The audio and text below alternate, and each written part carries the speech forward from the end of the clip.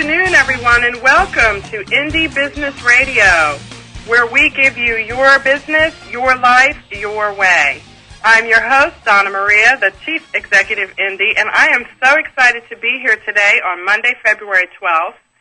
You know, one of the things that I commiserate with my fellow business owners about all the time is, gee, when we call each other on the phone, how you doing? And the answer is so often, well, I'm doing great, but, I wish I could just clone myself because I have so many things to do and a million phone calls to return and a million emails to return and orders to process and orders to pack and orders to ship and customers to service and websites to update and blogs to update. And, of course, the list is always endless. And, of course, we wouldn't have it any other way. I know that. But still, sometimes it's just, you can sit down in your office or in your workspace and just go, I'm so tired and I have so many things to do. I just wish I could clone myself. And, of course, unless you're Dolly the sheep, you can't do that. But, some small business owners have come up with ways to clone themselves without actually having to impact modern science and get politics all involved. And one of those small business owners is today's guest. Her name is Deborah Cohen, and Deborah is the owner of Home Remedies of New York, Incorporated. After becoming a mom 10 years ago, Deborah longed for the stimulation and income of a full-time job, yet she wanted to be at home with her daughter. She and her husband had at that time just purchased their first home, and the bills were mounting, and they also, to top it all off, had trouble finding reliable home improvement contractors to help them kind of get everything in order. So Deborah, being the well-informed parent that she was and homeowner, knew that other people in the area must be experiencing the same problem. So 10 years ago, she launched her business, Home Remedies of New York, which connects homeowners with pre-screened contractors like painters, plumbers, carpenters, and architects. She earns a referral fee from contractors who find work through her network. So there you go. There is the example of a person who has duplicated her business model, and I really am so excited to welcome you to the show, Deborah, because we want to pick your brain for all your tips and secrets. Thank you so much, Donna Marie. It's my pleasure. Now, as you know, I like to kind of start off my show by giving our listeners a little bit of a background about how you started your business, and I know I just kind of gave the overview, but I know there must be some far more interesting things than a broad overview that I mentioned about, like transitioning from a full-time job maybe, or even just some of the things you experienced moving into business ownership. So tell us a little bit about your transition into having a business of your own, Deborah. Is this your first business? Yes, it is, and I can't say that I was born with dreams of owning my own business. I think it's something that evolved out of my situation, and as you mentioned, I am the mother of two, and I launched my business after my first daughter, who is now 11, as of Saturday actually, was born. I was working full-time in Manhattan, and I had just given birth to my daughter, and it was just brutal for me to leave her every day, not to mention I was traveling internationally and quite frequently. So I ultimately, with the tremendous support of my husband, decided that I would stay home, and we would try to live on one income, and we had just purchased a 75-year-old Tudor home. So for about 3 months, I was a stay-at-home mom with my newborn, and I would say after the unemployment ran out, so did my motivation level, and I really started to feel that I longed to work, but I knew I wanted to be a full-time mom. And fortunately for me, as you said, I found a career right in my own home based on my own experience as a new homeowner. Most homeowners can relate to how difficult it is to find reliable tradespeople, let alone, waiting around for them to show up, whether or not they're going to give you an accurate estimate. And I, too, was faced with that challenge because we were new to our community and we had a very old house on our hands. So when I did ultimately find a good pest control person or painter or floor finisher, I just felt compelled to share his name with other people. And one day I remember I had my pest control specialist, who's actually still in my network, in my house because we had a squirrel problem in our attic. And I was so grateful to him for, coming, solving the problem at a fair price. I said to him, if I got you work, would you want to pay me a commission? And he said, absolutely. I always want new work. And from that humble start, I decided to research this business concept in my spare time with my newborn at home. And my business idea originated as a personnel agency for the home. And okay. So almost like some people call that like a concierge, sort of? Well, actually, my initial idea was to have a personnel agency. Like, for instance, if you owned a company, and you needed a secretary to sit in for a week, you would call an agency, a temp agency, and they'd send you a secretary for a week. And I thought I could do the same thing with home improvement contractors. But after doing some research on it, I realized that the liability was greater than I was willing to, take on, and that would require me to have a contractor's license. So I reformatted my business idea into a personal concierge service for homeowners, or just a referral service model. And that's how the business originated. Well, that's you said a couple things that were really interesting. Number one, it didn't take you very long after coming home to kind of, these may not be your words, but let's say maybe get restless or depressed. Start to wonder. Wait a minute, maybe Manhattan doesn't sound so bad after that. Well, it definitely, everybody has their own comfort level. I know many mothers who are 100% fulfilled staying home and raising their children, and I think that's fabulous. I know many mothers who have full-time careers, and they have help in the house to raise their children, and that's fabulous. I knew that I wanted to be a stay-at-home mom, but I also had this, I'd always worked. I'd always been productive. I'd always earned an income, and not to mention the fact we were on a really tight budget with a new house and living on my husband's salary. I just didn't feel good about myself knowing that I should be doing something to contribute to the finances. I just didn't know what it was. Well, the other thing that's so fascinating, and I hear this a lot, I'd like for you to comment on it if you would. Your business grew out of a situation that you found yourself in and not out of a desire to be a business owner. Yeah, that's true. It's interesting. I've spoken to so many women over the years, and we go through different stages in our lives. For instance, planning a wedding, and you realize how much work goes into planning a wedding. And many women have developed businesses specifically, through their experience in that stage of their life. Buying a home, many people, decide, they buy a home and they start getting crafty around the house and they become decorative painters. In my case, I moved into a home and I also had a baby, and my whole life changed. And that's how the business really took shape based on my own experience. Yeah, that does happen to change your life. Oh, yes. So you got started. Now, did you find that there were any challenges or hurdles that you had to overcome kind of going into what was like a traditionally male-dominated kind of thing? That is a very popular question. And I always respond in two ways. Well, first of all, my first boss after college and my mentor really was a woman. So my only experience in the workplace was having a female boss. So I don't know, I didn't have the same experience where, you're in a male-dominated industry, your boss is male. My role model was a very, very successful woman. And second, I'm in a home improvement business, but I don't swing a hammer. My area of expertise is in sales and marketing and customer service and follow-up and organization. And if people, if you've had experience with contractors, that tends to be where they fall short. Yeah. So they, one, appreciate talking to a woman during the day because they spend most of their time with sweaty men, as they've told me. Right. And two, my area of expertise is really, if you're going to say, a more traditionally female-dominated industry in the sales and marketing area. So I don't feel like I'm in a male industry, so to speak. So you started off with this business. Was it just people in your neighborhood, or did you choose a particular county or city limit? Yeah, yes. What I actually did initially was I did a little bit of market research before I, just jumped into a media blitz or a direct mail campaign or an advertising, my promotional campaign. This is a local business. Most contractors won't travel very far for work, so I tested the waters in my immediate area. And once I was confident that there was a desire for this type of service, and I knew through my own experience that there was, I hired, I didn't actually hire him. He offered his services for free, an old copywriting friend of mine from my previous career in Manhattan, and we designed a direct mail piece together.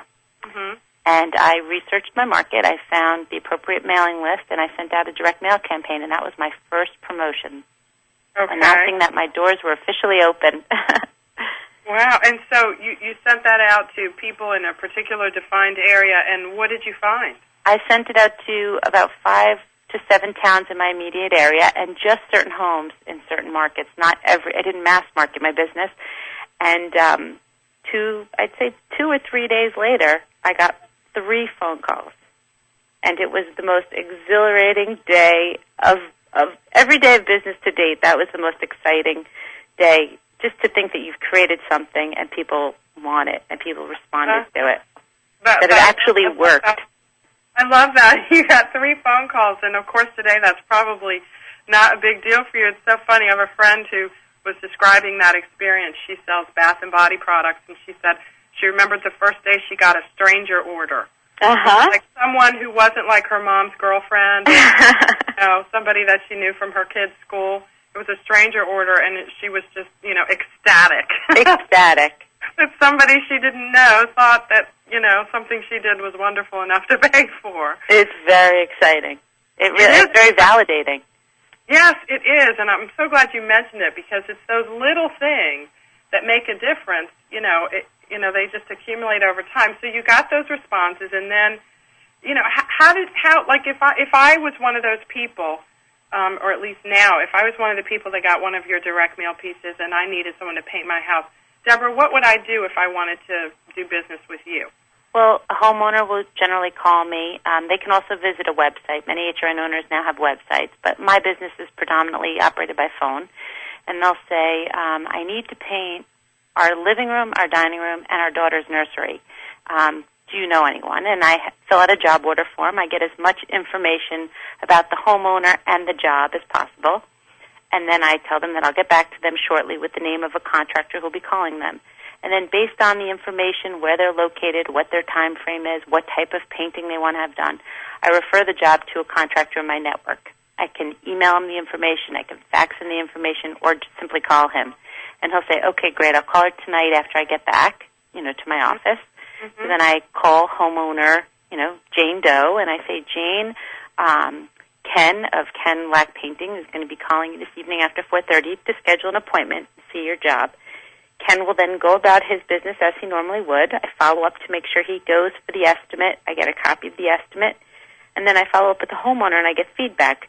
Did you find he was, somebody you would want to work with? Was his estimate high? Was it low? Did you want a second estimate? Ultimately, whether they get one estimate, 2, 3, the homeowner will then decide which contractor they would like to hire, hopefully one of mine. Mm-hmm. And my contractor goes about his work as he normally would. Mm-hmm. When he gets paid, I then get paid a pre-negotiated commission.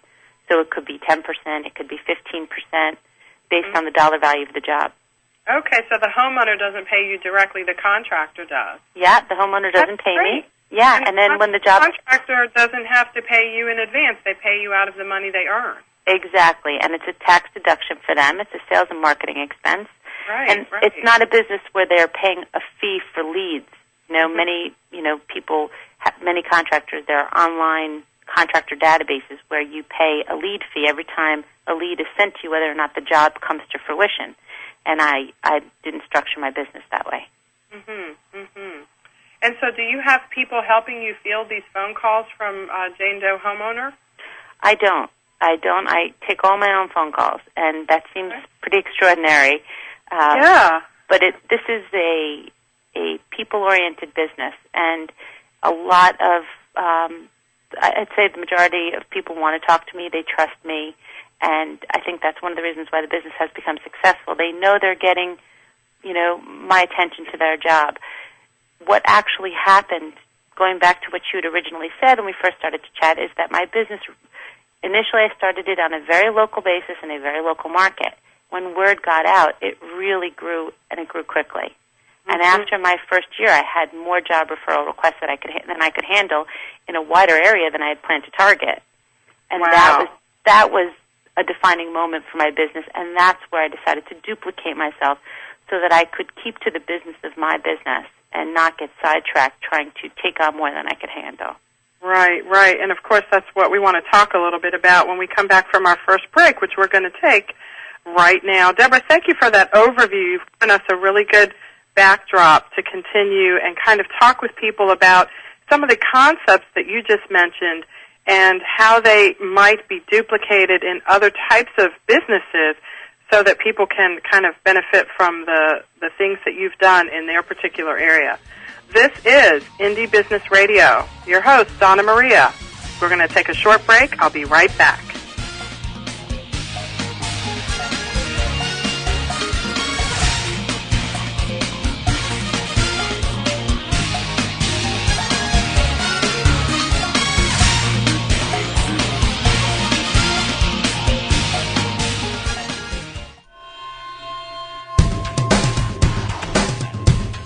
Why is everyone listening to GlobalTalkRadio.com? Because it's the future of talk radio. Every day, more and more people are finding Internet radio as not just an alternative media, but as a replacement to traditional AM and FM broadcast stations. Internet radio offers a wider variety of programs, convenient on-demand listening that meets your schedule, and fewer commercial interruptions. And GlobalTalkRadio.com is already leading the way by matching this content with a highly targeted Internet audience. GlobalTalkRadio.com offers its listeners one of the widest programming varieties on the Internet, from business and finance to self-improvement, paranormal, health, literature, romance, politics, and more. There are also opportunities for prospective hosts who would like to host their own weekly or one-time talk shows. Want to learn more? Check us out at www.globaltalkradio.com and see the future of talk radio today.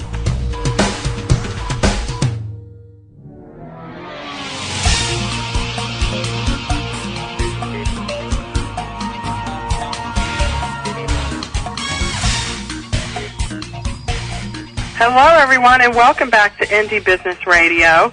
Today's show is sponsored by the Indie Beauty Business Magazine. This is a brand spanking new publication, formerly known as the Handmade Beauty Business Magazine, as many of you know. I hope you'll take a moment to go on over to the website at indiebeauty.com, I-N-D-I-E, beauty.com. Click on the link for the magazine and have a look around. We've got an issue out right now, and we've also got another one coming up. Our theme for the next issue, which will be out in March, is reinvention. And we are talking about someone who has reinvented herself into a business owner. Deborah Cohen from New York has a business helping homeowners find contractors to improve their homes. And before we took our break, she had given us a lot of great background information about how she got started. And Deborah, we're going to talk a little bit about how you chose to duplicate your business model. You talked a little bit about why.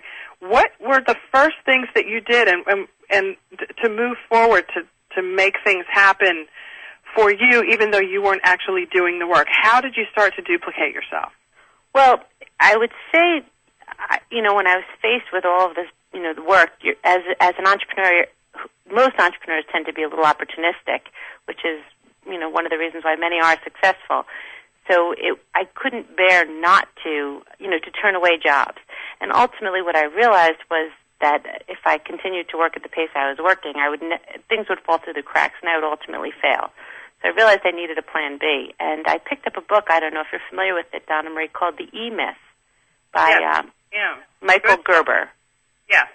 And that book was so motivating, and it ultimately gave me the idea to duplicate myself. In fact, I think those were his exact words, that people can't be in the business of, for instance, if you own a bakery, you can't be in the business of making muffins. You have to be in the business of the business. Well, let's talk about that for a second, Deborah, because that is something that is difficult for a lot of business owners to really chew on that. Because if you start a business baking muffins, it's like the thing you like to do more than anything in the universe. And a lot of times, of course, since you bake the best muffins in the universe, you're the only one who can do them that way. And you have to be there all the time because you have to make sure they're perfect. Not to mention, make sure that you get the ones left over to take home. And eat yourself. When you talk with other women, do you find that that's a challenge for people? And if so, based on your experience and seeing other business models out there, how do you recommend that people handle that? Well, one of the things that I recommend is if you really want to bake muffins, and that's what you want to do day in and day out, and that's what brings you pleasure, then you need to find somebody else to handle the business ends of your business. And if you want to, for instance, in my case, I love dealing with people. I know that the bread and butter of my business is talking to my homeowners. Then I needed to find somebody to handle my website, to handle my accounting, to handle, my printing, my invoicing, my, promotional campaigns, sending out my, direct mail piece every month so that I could keep on doing what I enjoyed doing and what was the bread and butter and the bones of my business. Mm-hmm. So, for instance, if somebody loves to bake, I'm sure Sarah Lee loved to bake muffins, ultimately she had to keep to, the aspect of her business that was, the focus, making the money for her and what she loved to do, and hire outside advisors and a support staff to handle the aspects of her business that she didn't enjoy doing, so she would have, as a business owner, you have to wear a lot of hats. So if you know you can't wear all of the hats and you want to be the baker, then you need to find other people to handle those responsibilities. You need to delegate. Delegate and outsource, because not every business can support hiring a staff. Right, and that scares people. Delegating, outsourcing, it scares people a lot of times because they're going to lose that control. But you make such a good point that, if you're going to stay in business, you can't do everything yourself. Yeah, you have to focus on what you're good at and then hire outside advisors who are experts, legal experts, tax experts, marketing experts, web experts, so that you don't have to worry about teaching yourself all of those aspects of your business, and you can focus on what you're good at.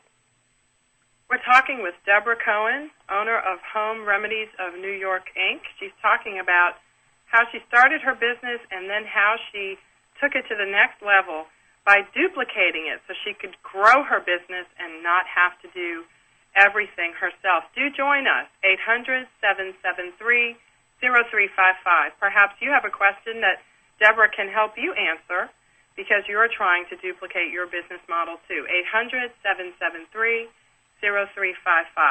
Deborah, so you decided to go ahead and do it, and then you were, what do I do first? What did you do first, and how did it all come about? Well, initially, I thought that I would franchise my business, and my first step was I hired a franchise consultant, and we sat down with an attorney and looked at my actual business model, and in doing that, I realized a few things that I didn't want. I didn't want to go back to working a 40-hour work week, and if I were to develop a franchise model, I would have to hire a staff and do that. And so that was the first big negative to the franchise model for me. The second was it was a significant cash investment, which we didn't have at the time. And then the third was knowing myself. I know day in and day out that I will run my business efficiently and with a high attention to customer service, and somehow the franchise model isn't appealing to me when I think that other people would be carrying my company name and representing me, and I didn't have the control to know whether or not they'd be doing that the way I would want it to be done. Okay, now that's interesting because I'm not an expert in franchising, and I know we always recommend that anybody who's going to do this would talk to an attorney about franchising, but I thought that with a franchise, fast food franchises, for example, that they did maintain a lot of control. And, there's manuals and stuff about how long to cook the hamburger. Yeah, there is, but, they're hiring people. It's a lot of attention to detail that would require me to oversee all of their businesses. And my situation at the time was I didn't have enough time for my own business. And I really wanted to get back to my business. Right, and so that's okay. So that's kind of where that more than 40-hour work week would have come in, I guess. Absolutely. So what other options did you look at, Deborah? Well, in discussing my options with the franchise consultant, she actually mentioned the concept of a business in a box, which is what I offer now to other people who want to start this type of business, and it basically gives a potential business owner all of the tools they need and almost all of the tools they would receive if they decided to purchase a franchise, but they get complete autonomy. They operate their business independently. I offer them a marketing plan, consultation time, web support, as much or as little support that they'll need to run their business, and it's there if they need it, They're not obligated to follow my business model. They're not obligated to use my logo. They can change the commission structures if they want to, although most don't.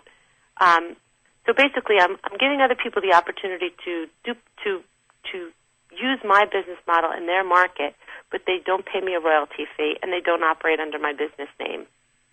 So if I wanted to do this, I could buy the business in a box, and I could call it Donna Maria's Homeowner Referral Service? Absolutely, yeah. Okay, so it's not like licensing your brand name. No, it's not. I'm just allowing people to take advantage of 10 years of my experience. I've also tried to create a lot of cooperative opportunities for HRN owners. I've created customized software for people to use, discounted rates on some promotional items, on advertising, on insurance. We're writing a newsletter that all HRN owners can use so that they can benefit, again, from the cooperative buying power of a franchise without having to pay a monthly franchise fee, being restricted to a certain territory. Wow, so it's a one-time investment for them, and they make of it whatever they will, and if they want these extra things from you, they can get them. Absolutely, exactly. That is so interesting. And so, do you offer, your consulting services to help them, if they buy the basic package and then they're struggling with marketing or some other issue, do you offer, consulting services outside of what's in the box? Yes, absolutely. There are different packages, and I offer one-on-one consultation by phone or via email. Whatever. That is so fascinating. It's really interesting because what you've done can be duplicated in a variety of different other types of businesses that people listening to the show may actually have already. Absolutely. A business that they can put in a box, so to speak, and figure out a way to help somebody else get started without licensing their name or having to deal with all the oversight stuff you're talking about. And it saves the new entrepreneur, up to a year on the learning curve. If you're buying somebody else's operating system and they've had the experience, they've made mistakes, you're benefiting from somebody else's experience, and it's also nice to have the support of someone who's been there, someone who's done it. People have business coaches in a lot of ways. I'm a business coach, but specific for this type of business.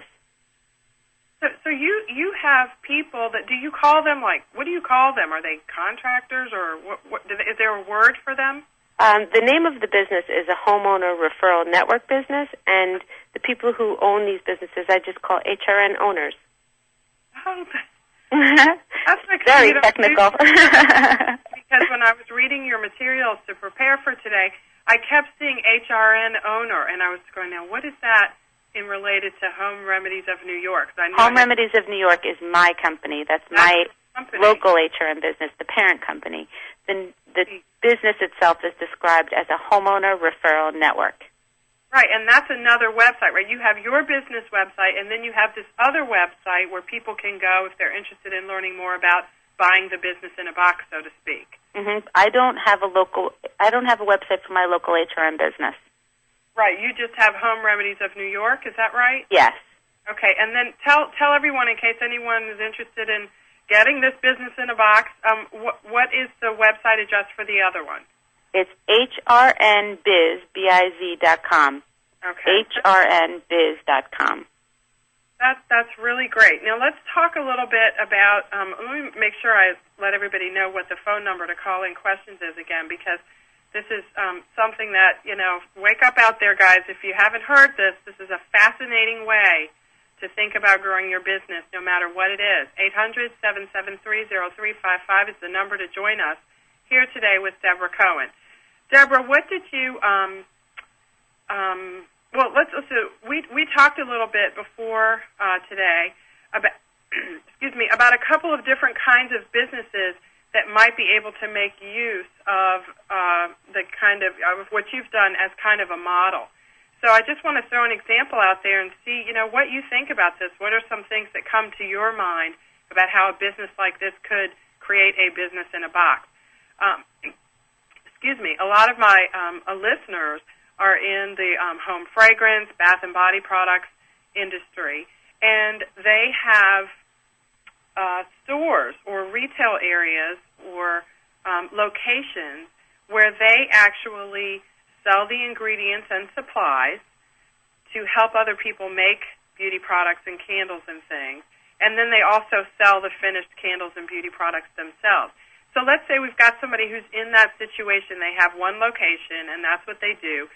Are there any things that come to your mind in terms of how they could duplicate themselves without having to deal with the franchising issues that you were talking about? Well, the first thought that came to mind when you mentioned these types of businesses is distributorships. And the niche that I would see for that type of business is there's so many moms out there who are looking for a way to earn money from home. And this would be a fabulous business for a mom, a part-time mom, stay-at-home mom, where she could purchase a territory or, offer to try to break the product into stores. Say, if the owner, the originator of the business is in Florida, she would have the potential to expand into other markets in Ohio, in California. If these moms were distributors, they could attend trade shows, gift shows, and help them market in a grassroots effort type of way. So that would be like marketing of the ingredients as well as the finished products? Well, I think that the way it should work is if the owner of the business, the person who purchased the distributorship or the mom who was handling a certain territory would buy the materials from the person who created the fragrance or the candle or whatever what have you, with a trade manual explaining how to create the product, how to market it to local stores, how to keep inventory, how to price each item, so that they could train them, and then that distributor would ultimately always have to purchase the materials from the owner of the business, which would give the owner of the business a residual income and allow her to grow her business without having to do it all herself. Right. She could just put the order in a box and send it off and help the person when needed. That's a really good way to think about that. And then maybe if the person teaches classes, I want to ask that question about some ways to duplicate yourself doing that when we come back from our next break. This is Indie Business Radio. We're talking with Deborah Cohen, who has duplicated her business model and is here to help you figure out ways and offer suggestions and tips for duplicating yours. We'll be right back.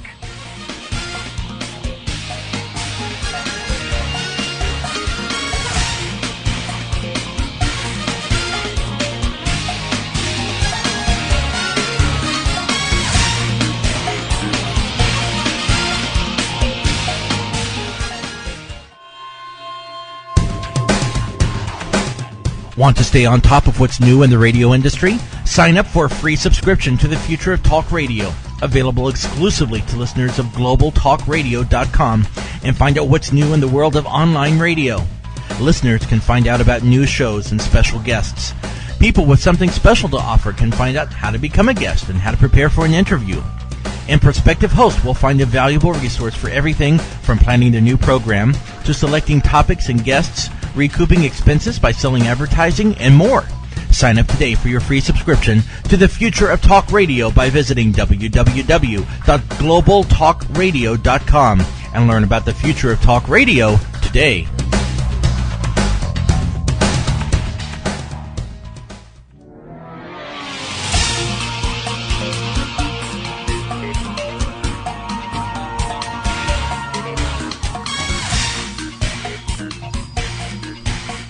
All right, welcome back to Indie Business Radio, and I'm hesitating because I have to tell you guys, I don't mean to make you jealous or anything, but during the breaks I have the most fascinating conversations with my guests, and Deborah and I were just chatting about all the many different ways that this business model can be used without having to worry about franchise laws, without having to worry about licensing contracts and agreements.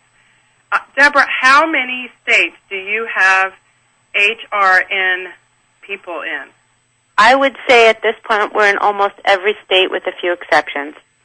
And again, this is a local business, so there could be hundreds in one state, although we're not there yet. But I would say we're in at least 45 states, and we actually have some very successful HRN owners in Canada and in Europe as well. And you've got 400, you said, or so, right? Yeah. Okay, you need to have, like, the Business in a Box conference.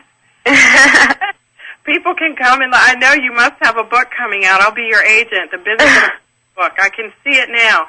We've got a caller named Rhonda in Texas who wants to ask a question about business in a box. Welcome to the show, Rhonda. Hi, Donna Maria. It's Rhonda, the paint woman. How are you? I have a question actually for Deborah. With your business, I like the business in a box model concept. Can you tell me, are there any legal issues that you should kind of be concerned with, or anything that you've learned that you would do differently, maybe when you first started the business in a box? Well, legally, there are no issues because I'm not defining territories, and that's actually something that, as my business is growing, has become a little bit of a gray area. If you don't define a territory, then there's nothing to say that I couldn't sell to two people right in the same market. Right. I don't do that, actually. In fact, I have turned away people if I have an HRN owner who is successfully operating in a suburb of a city, or if I get an inquiry from somebody who's almost exactly in the same market, because I like to see people succeed, and after they've put so much work into their business, I don't want to put a direct competitor right next door.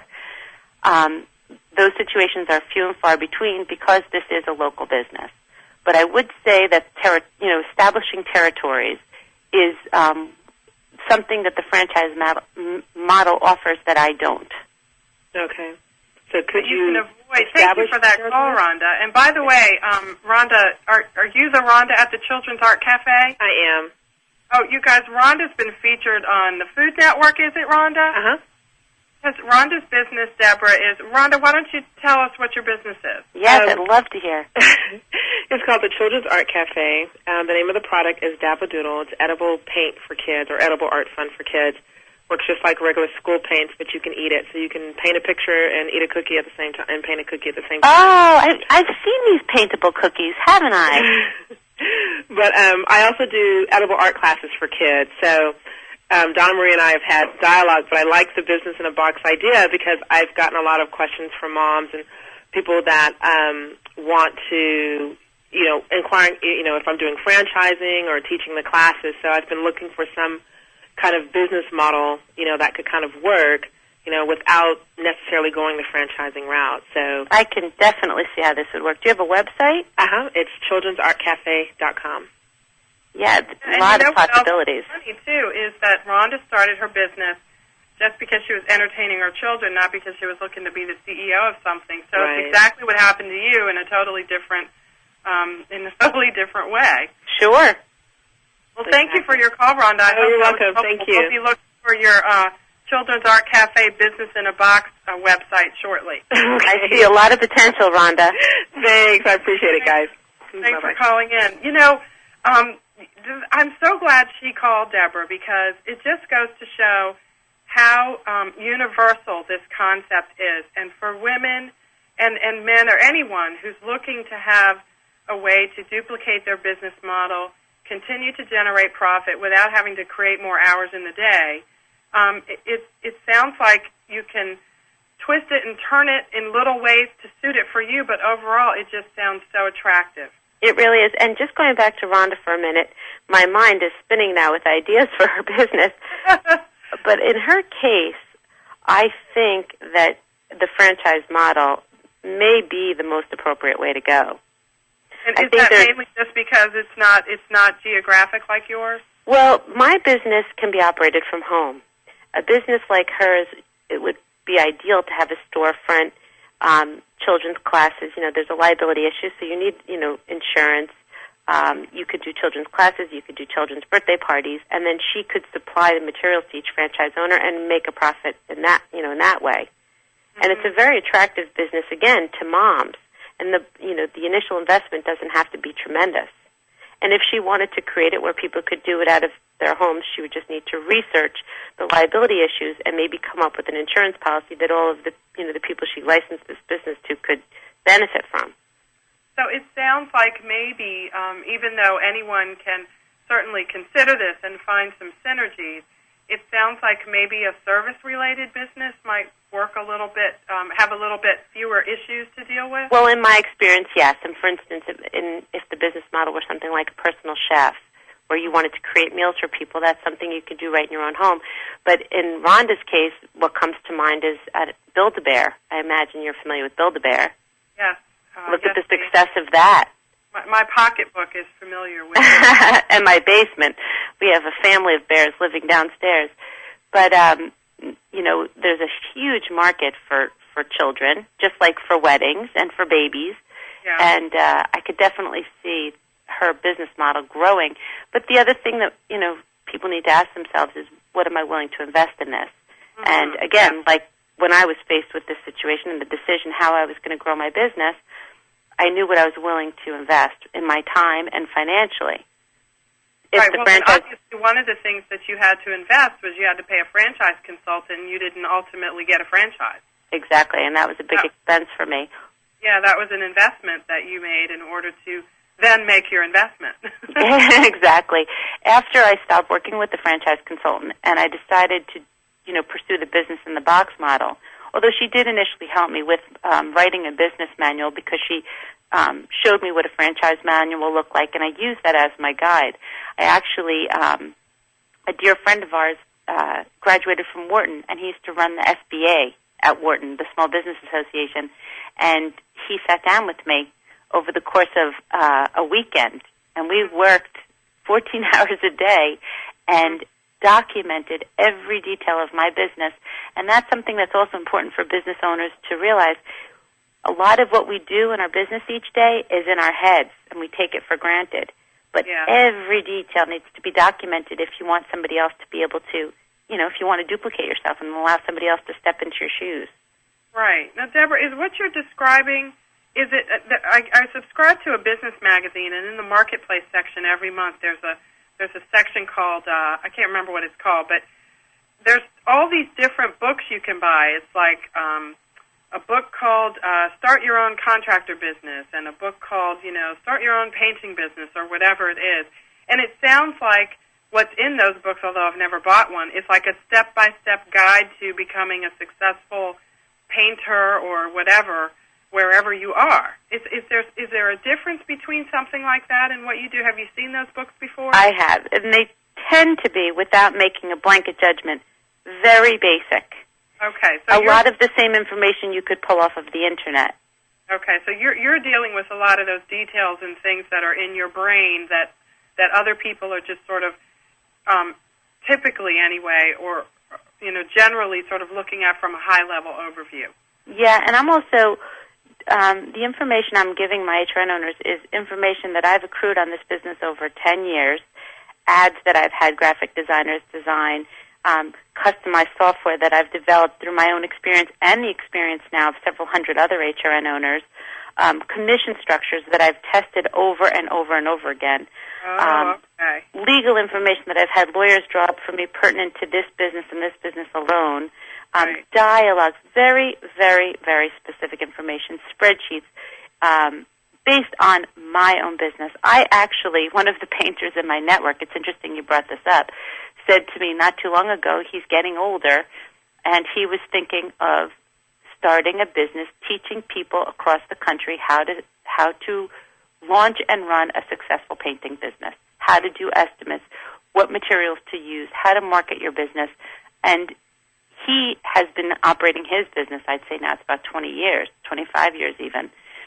His expertise would be something, you wouldn't find in the back of one of those magazines. That's life experience over many, many years, knowing how to deal with people, knowing your trade. And that's pretty much the same category that my business is in. Right. Now, we talked a little bit about somebody who had products to sell. Let's talk for a second about maybe someone who has, as we talked about a minute ago, seems particularly suited for a service-based business. Like I said when we were talking earlier, I have a friend that does like motivational speaking and helping people be the best that they can be, lose weight, be fit, and all that kind of stuff. And she's like stressed to the max with all her writing and jet setting across the country. Workshops. Any ideas based on your experience for how she could duplicate that without having to deal with all the franchising and all that stuff? and still be able to do it herself? Well, where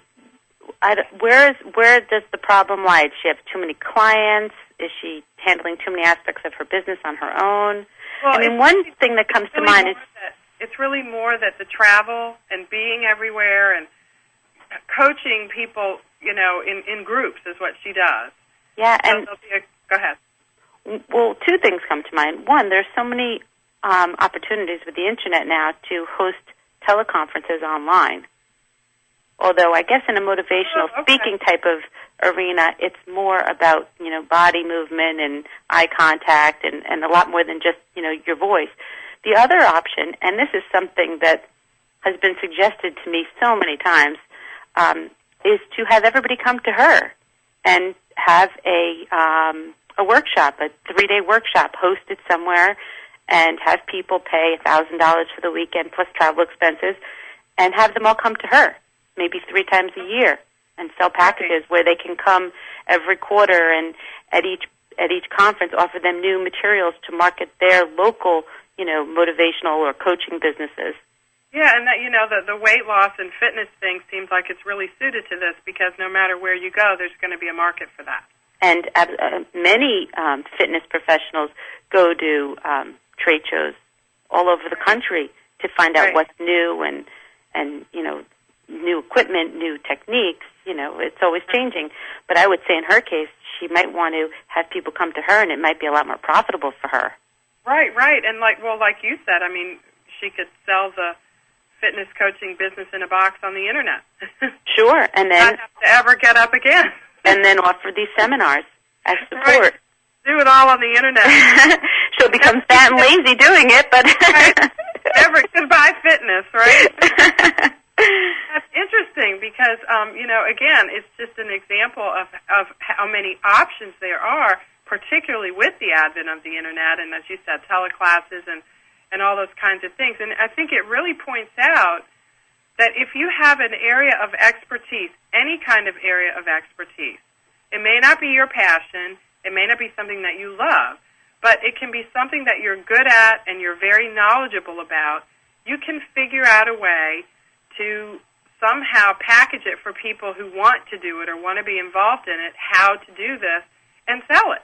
Sure. Your friend also, Donna Marie, another suggestion would be maybe creating a DVD or a video and selling that to her licensees.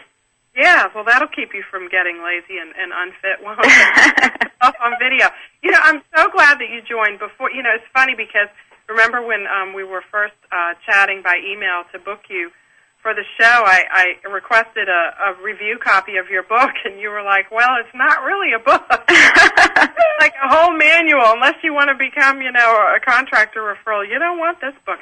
But I want to encourage people who are interested in this particular business model, who might be looking for this in your area. If you've struggled with home maintenance and things of that nature, this sounds like for you. So before we go, Deborah, would you share with everyone your contact information once again?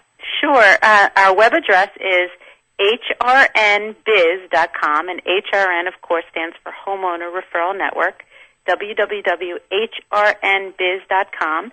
And I'm also always interested in talking to people live, so if you prefer to pick up the telephone, my office number, 516-374-8504. And you can reach me via email through the website as well. Great. Well, that's certainly how I first found you, and I'm so glad I did. Thank you for joining us, Deborah. My pleasure, Donna Marie. Can you believe it? We've come to the end of another hour. Next week, in honor of Valentine's Day, we're going to have couples on the show who are going to talk about what it's like to be in love and in business together. I hope you'll join us for that. Get some great tips about how to make it all work with your spouse or the person you love in business as well as personally. I hope you'll join us then. That's next Monday right here on Indie Business Radio, where we do your business, your life, your way. See you next week.